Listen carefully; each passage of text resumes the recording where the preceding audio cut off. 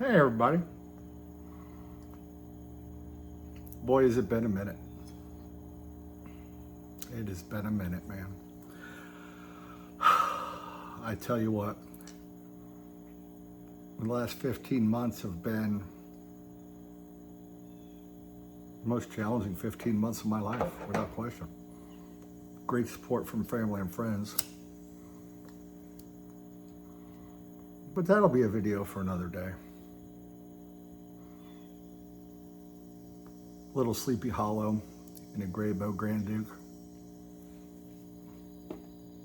Cup of coffee. It's still too hot to drink, but it's a Tactic Squatch, Black Rifle Coffee Company. Good. But today's video is a little different. I am going to try my best to get back into videos, and I will. A lot of people have asked, where you been, what you doing, can you start? We will. Today I wanted to talk about my brother. So unfortunately, I lost my brother 2 weeks ago today to a vile disease that has affected probably most everybody's family at one point or another. And he fought it for almost 4 years. But I guess, and this was news to me until he got really bad, was he stopped taking treatment in 2023. Just didn't want to fight it anymore, I guess, which I can respect. A lot of folks do that. So it was an interesting 3 weeks. I got to spend almost the last 3 weeks with him.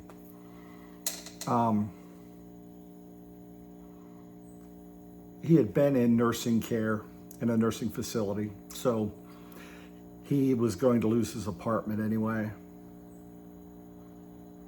So I was headed to Ohio to help my stepdad clean out the apartment and get my brother's affairs in order and just visit with him, check on him. I hadn't been home in a few months.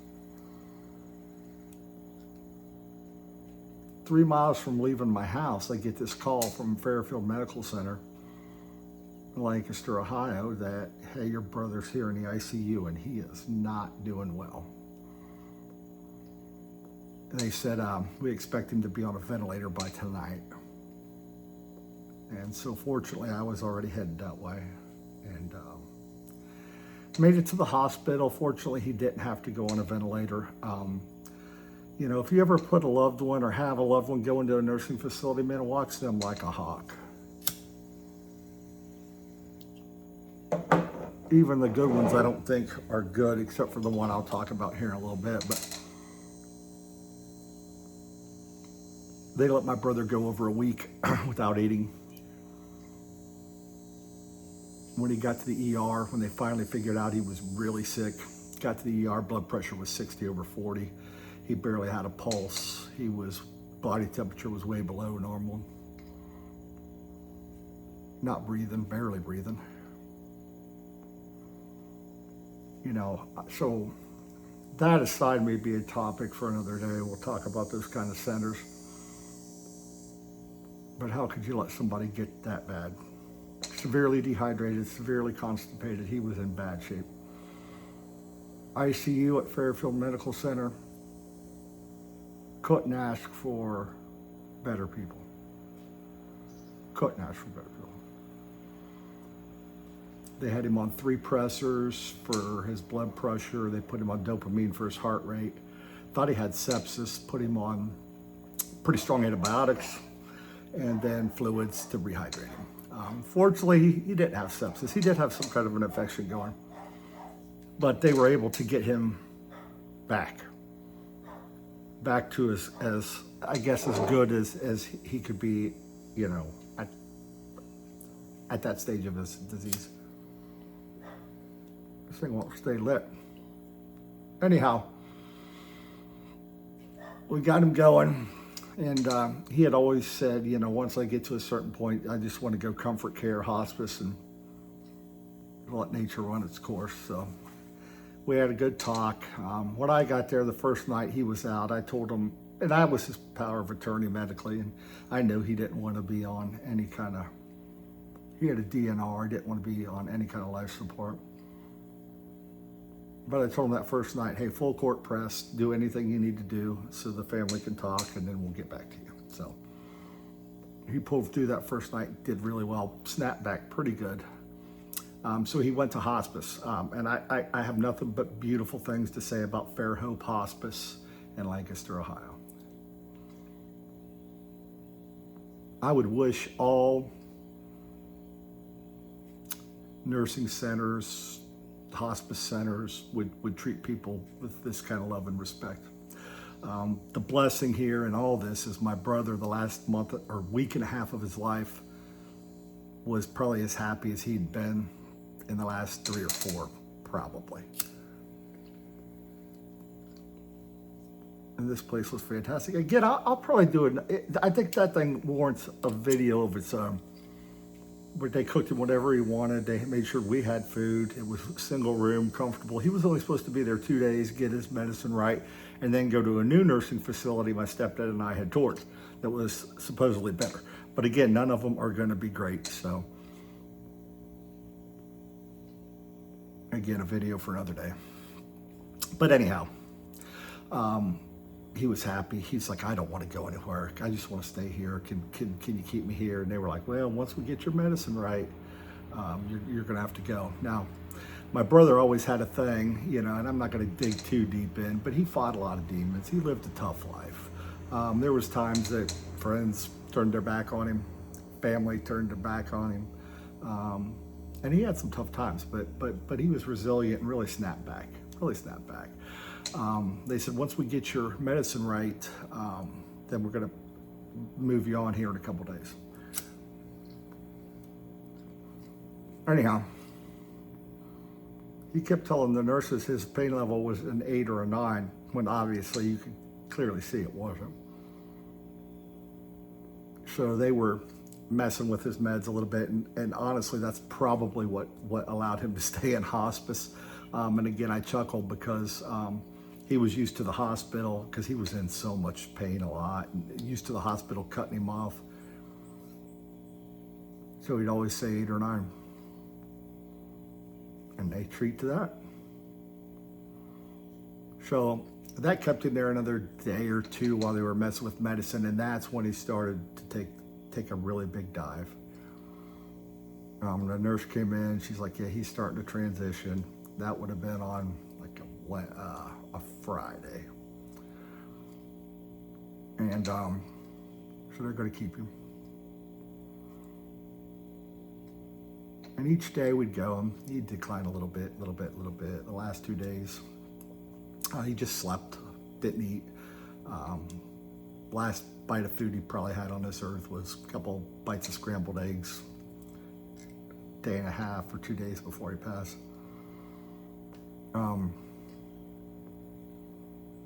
Boy, was that kid happy. When I say kid, he's my younger brother.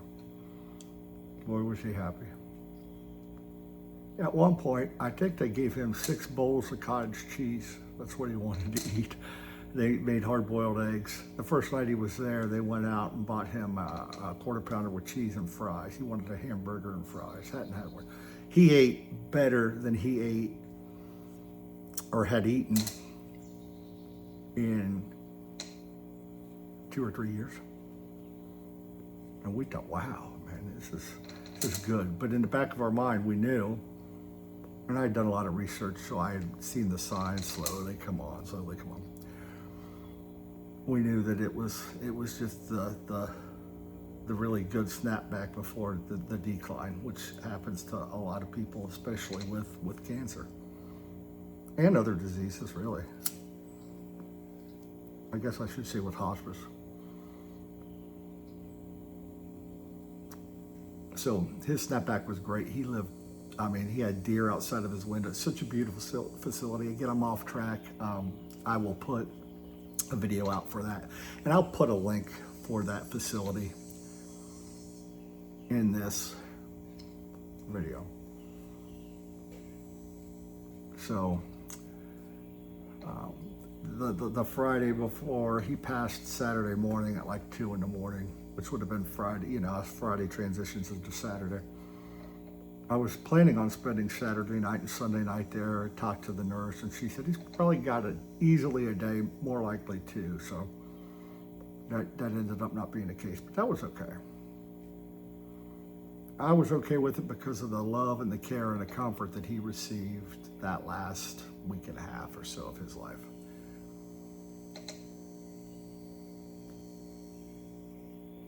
It really, they are angels. They are angels, let me tell you. So, always knew the day was coming, but man, it did not make it any easier. And 2 weeks later, still not that easy. You know, my brother was not a man of means by any stretch. He had been disabled for quite some time. He had a lot of medical problems. So not a lot of funds there.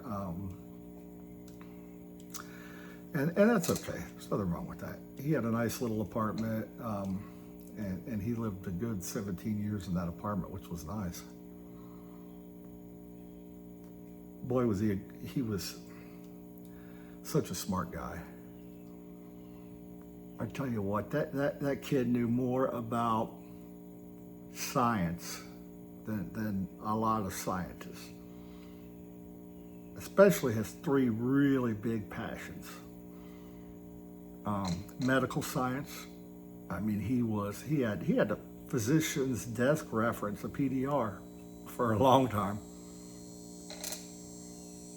and knew a lot of things. Weather.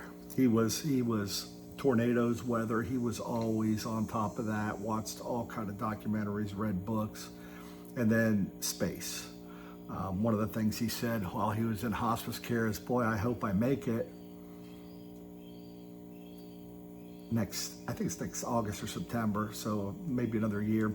He said he wanted to see another. There was a launch coming up that he was really interested in seeing.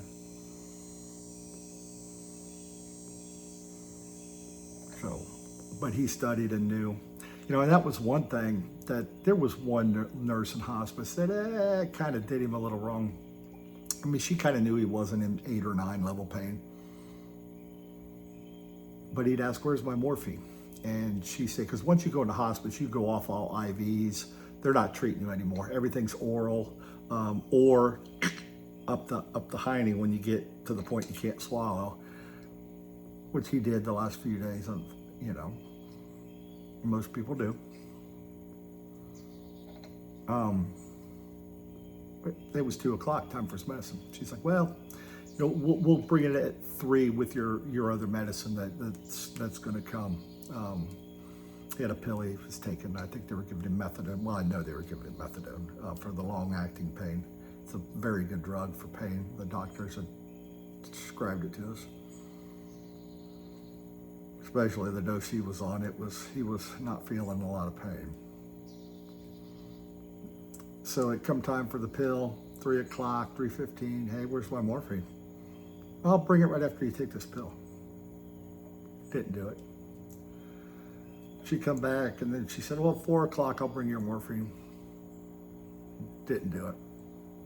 And my brother, even though he was desperately, you know, not desperately, but just very sick, knew, you know, he was still on them. Even in the last couple of days, he tracked his stuff, his medicines to a T.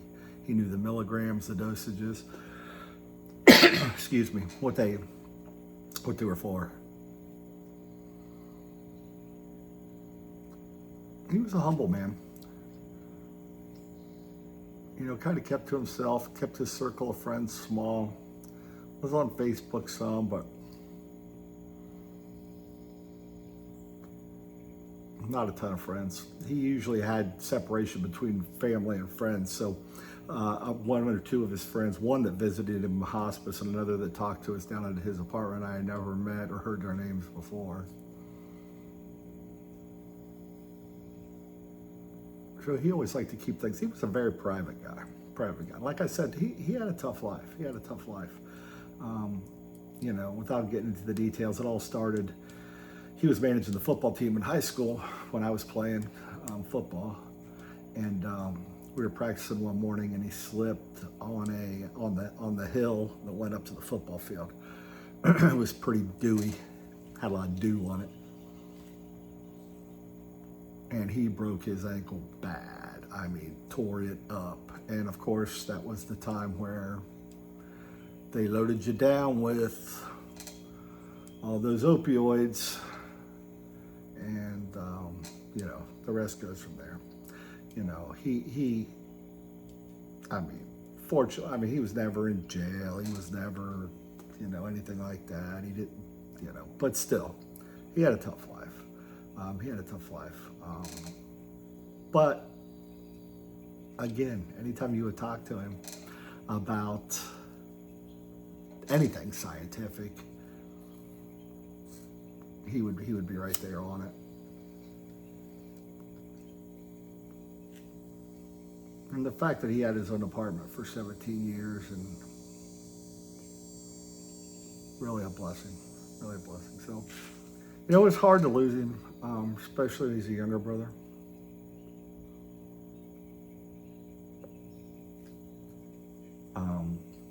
But there was a lot of blessings that I found in his passing that, you know, you have to look for them, but they're there. Not easy. Fair Hope Hospice in the Pickering House was an amazing blessing.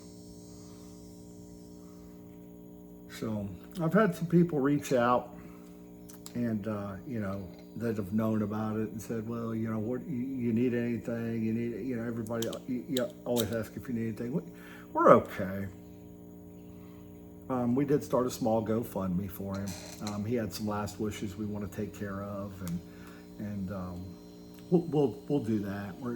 We got the ashes back yesterday, and then next summer, early summer, right about Memorial Day, we're going to have a little private service and do some things that he wanted done. One of the interesting things he wanted me to do, and I mentioned it, and boy, he talked about it for a year. Even in his last days, he talked about it, is I was going to get some of his ashes mixed into a tattoo ink and get a tattoo. He loved that idea. So that's on the block. So we're going to do some things there. I'll throw that down below. I'll throw his obituary down below as well, in case anybody's interested or would like to read it. It's on Legacy. James Rauskulp is his name. If you would like to read it, but the link will be below. And then I'll put the link for Fair Hope Hospice below. Those folks, and that's part of, you know, whatever, once we get James's his estate and everything done, you know, we're going to make a nice contribution to Fair Hope, because what they did for our family, I don't think we can repay that 100 times over. I mean, it kind of gets me tearing up a little bit. I don't think we could repay the amount of love and care and compassion they showed him and our family. I mean, they had soup out for us every day. They had cookies and donuts and snacks, and what do you need? You guys okay? Can I bring you anything? Do you want something? We're good. You know, I mean, oh my goodness. 12 rooms in this place, you know, and man, they were angels on earth. So I'll put a link down there with the Pickering House. They've got a YouTube video that is just, it's worth a watch. It's just beautiful. If you're interested in that kind of stuff. So again, I debated, I wanted to talk about my brother. I debated, you know, talking about any, you know, obituary or GoFundMe or anything. So please don't feel obligated to do, you know, we're not out here begging for money and stuff like that. That's not the intent, but I know a lot of folks like to help. You know, I've always been one that likes to help myself. So I do give to a lot of GoFundMe's and things like that, and St. Jude and everything else. So that's my personal choice. A lot of folks don't like that. Cool, whatever your choice is. Look, man, I don't want this video to turn into people thinking, oh, Buckeyes out here, you know, clamoring for money. That's not it at all. We'll make it happen. You know, with losing my two really good jobs in the last 2-3 years, that'll just take me a little longer, but I'll get there. I'll get there. Anyhow, more videos to come. I don't want to end on a down note, but it is 20 minutes. I do think we need to jump off. Might do another one today. I got some things to discuss. You know, in all of this, in James's passing, and all of this, I'm looking around, and even Mrs. Buckeye and I were talking, is like, man, we got to simplify things. We got to get our affairs in order, because, you know, I hope to have another 30, 35 years on this marble, but you know, you don't know. Tomorrow, we're not promised tomorrow. Tomorrow may never come. And so we want to get everything in order. One thing, me and Mrs. Buckeye both say, we have way too much stuff. So, you know, we're going to get rid of a lot of that. I've got so many pipes and tobaccos I couldn't smoke in 1,000 years if I wanted to. So I'll probably do some getting rid of, gifting, different things of that. You know, pipes are meant to be smoked, not stored in a cabinet. And I've got pipes up there that haven't seen the light in probably 2 or 3, 4 years. Haven't seen a flame. So anyhow, I hope you're well. You know, Curmudgeon always says, be thankful for the things you have. Be humble and be thankful for things you have. Couldn't be any wiser words than that. Just be thankful for what you have, because there's always people, no matter how, you know, one thing I kept thinking through this whole thing is, no matter how bad we think we have it, there is always multiple people that have it a lot worse. So I'll jump off here. Good to be back. Look for more videos. I got to get back into doing videos. It's a hodgepodge. I don't have my setup here. This was all winging it, you know, just to get back into flow. But felt good to make this video. Felt good to talk about my brother. That helps me heal. You know, check on your loved ones if they're in nursing facilities. Maybe that tad bit will help somebody. You know, if you haven't talked to somebody for a while, or you just keep putting off saying, you know, calling them or texting them or saying hi, or, you know, whether it's friend or family, don't do that. I mean, you just don't know. You just don't know when they may not be around. You know, as horrible as cancer is, my brother's cancer, in a way, we had 4 years to do a lot of talking, praying, laughing, planning, you know.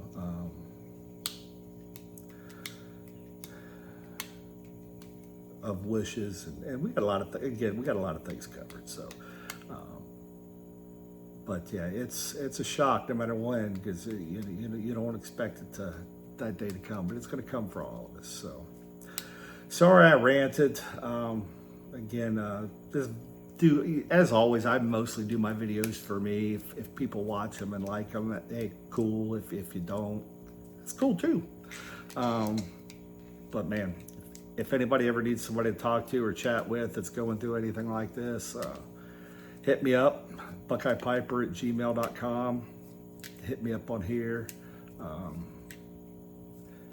You know, I don't mind. Definitely don't mind being someone to talk to. If you need somebody. So good to be back, folks. Look for more videos, more content, more fun things, not depressing things, more upbeat. Vacations coming up, we'll do some stuff there, and we'll have some fun. So anyhow, wash your damn hands. We'll talk to you later. Have a good day.